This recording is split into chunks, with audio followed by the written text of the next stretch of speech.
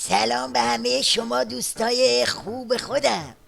آقا مطابق آخرین تحقیقات کارشناسانه موشکاف و شرکا، کار نظام ولایت از مرحله ریسک گذشته و کل آخوندا اجماعا تو اتاق CCU هستن. چرا؟ هی بابا، خب علتهای زیادی داره. یکیش اینه که نمایش انتخابات تو نظام نزدیکه و دل تو دل آخوندان نیست. هاشمی رفسنجانی در خصوص انتخابات اسفند ماه با تأکید بر اهمیت دو مجلس خبرگان و مجلس شورای اسلامی گفت همه گروه‌ها باید به این نکته توجه داشته باشند که حضور پرشور مردم در انتخابات آینده نظام را ترسیم می‌نماید. این اکبر کوسه طبق معمول دنبال ترسیم آینده خودش و باند جام زهریشه. میخواد با این حرفا دست رقیب رو ببنده و خط آویزون شدن به غرب رو پیش ببره. چجوری؟ اینجوری. رفسنجانی هر گونه دستاندازی در مسیر برگزاری انتخابات پرشور را ظلم به آرمانهای امام و شهدا و همچنین ظلم به حق اجتماعی و سیاسی مردم ایران در نظام بین الملل دانست و گفت هیچ توجیهی نمیتواند خلق حماسی سیاسی دیگری را مخدوش کند. یعنی میگه اگه کوسه و شیخ پری سر کار نیان، حق آخوندا تو نظام بین الملل لگدمال میشه و توی کلام نقشه های کوسه واسه دیزی خوری با غربیا نقشه براب میشه.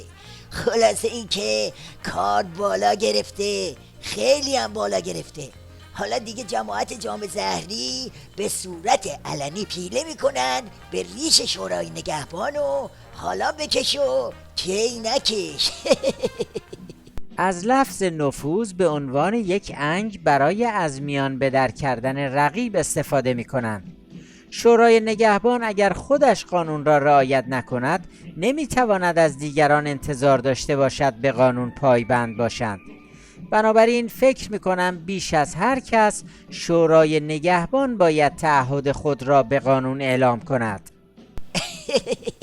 تکلیف باند کوسه و شیخ پری که روشنه.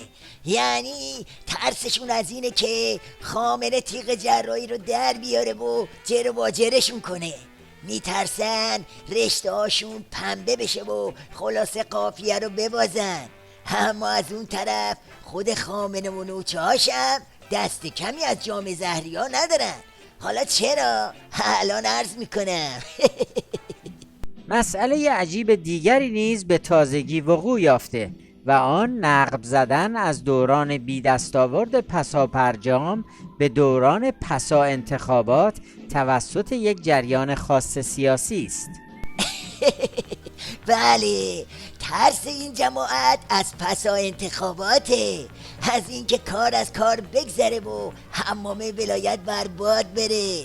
میترسن اگه عظما تیغ رو در بیاره کل نظام تیغ تیغی بشه و رشته امور از دست خود ولی فقیه هم در بره. ضمن اینکه فتنم در کمینه و این دفعه اگر گل بگیره خاکستر میکنه. عمده جریان‌های سیاسی بازی مرگ و زندگی را برای این انتخابات به راه انداختند. این دیگه حرف موشکاف نیست، این حرف خودشونه. میگه بازی مرگ و زندگیه، یعنی دوئل. یعنی که آقا جون این وضعیت ژله‌ای ناپایداره. بالاخره یکی از این باندا باید اون یکی رو بکشه. تو این بکش کی برنده است؟ احسنت، خوشم اومد. بله، برنده ماییم. برنده همه هموطنهای با صفا و با مرام موشکافن.